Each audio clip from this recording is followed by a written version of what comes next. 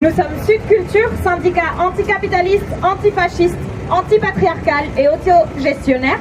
Je parle au nom de la section MICAM Île-de-France, donc métier intermittent de la création des arts et de la médiation. Notre ambition est de réunir toutes et tous les travailleurs et travailleuses de l'art en emploi discontinu, quelle que soit leur profession et leur statut. Intermittente du spectacle, artiste auteuriste, CDDU, CDD, auto-entrepreneureuse.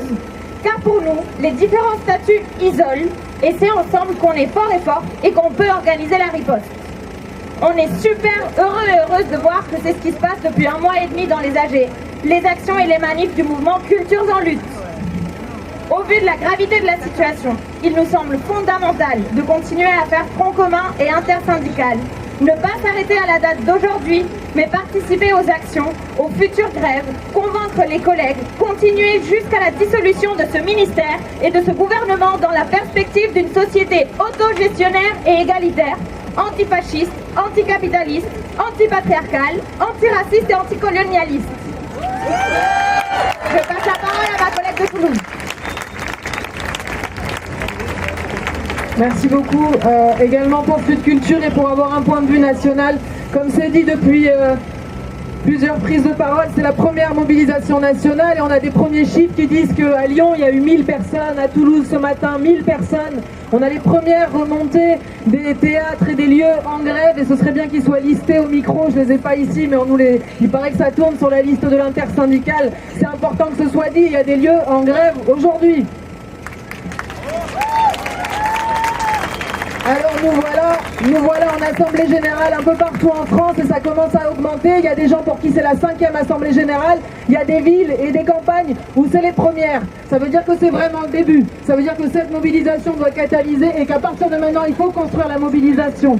Alors en général, des milliers de personnes sont en train quand même de proposer un système qui est tout simplement une autre politique culturelle, puisque qui dit coupe budgétaire dit nouvelle politique culturelle, ou en tout cas confirmation d'une politique culturelle qu'on connaît déjà, qui est un secteur pétri d'inégalités, un secteur qui n'a pas les mêmes arts à travers le territoire, un secteur où la continuité des revenus n'est pas la même suivant le secteur et l'industrie dans laquelle nous travaillons.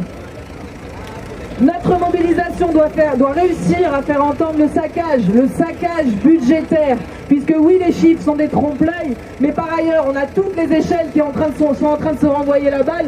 On a le national, qui est effectivement beaucoup représenté par l'Île-de-France, avec ses 100 millions de coupes budgétaires. On a le gel de la part collective du Pass Culture, qui, s'il est un modèle de consommation libérale de la culture, est néanmoins quelque chose qui nous fait bouffer.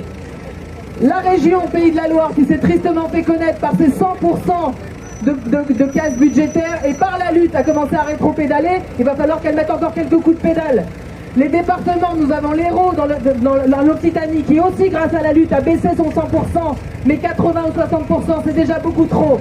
Et le municipal, puisqu'on en parlera jamais probablement parce que c'est un peu loin de Paris, à Toulouse, c'est moins 63% des budgets des centres culturels, ce qui représente 0,06% du budget de la ville qui est annoncé. Ça veut dire que c'est un choix, parce que 0,06% c'est un choix, c'est une économie de merde.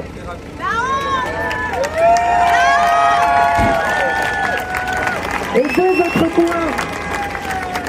Merci les amis. Deux autres points qui me paraissent importants, c'est que notre syndicat Sud Culture et probablement les autres, nous sommes déjà contactés pour des licenciements économiques partout sur le territoire. Il y a deux types de licenciements économiques. Il y a ceux sur poste, avec la disparition des lieux et le licenciement des CDI et des CDD et de d'autres types de contrats. Et il y a tout simplement le fait de ne plus embaucher d'intermittents. C'est des licenciements économiques déguisés et c'est la structure de notre secteur.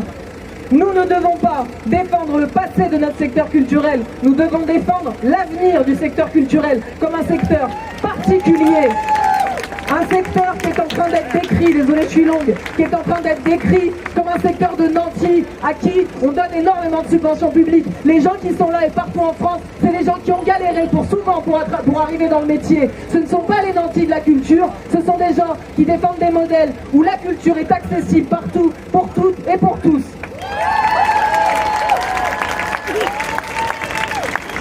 Et enfin, ça me tient à cœur aussi de le dire, et à Sud Culture on se bat beaucoup là-dessus, c'est bien sûr un autre modèle. Ça va être face à face avec un modèle où l'extrême droite va se servir.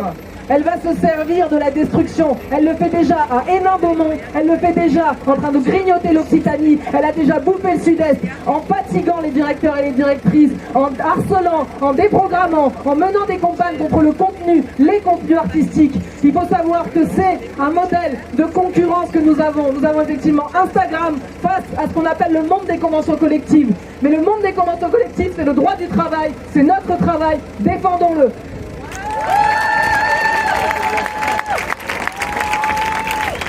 Et pour finir, désolé, plusieurs rendez-vous qui commencent à être. Demain, à Aubervilliers, il y a une fête à la Bourse du Travail, au lieu culturel, pour fêter une victoire contre les violences sexistes et sexuelles qui gangrènent notre métier. Et le 27 mars, première mobilisation interprofessionnelle à Toulouse de tout le secteur socio-culturel toulousain contre la casse budgétaire. Merci beaucoup, j'ai été longue.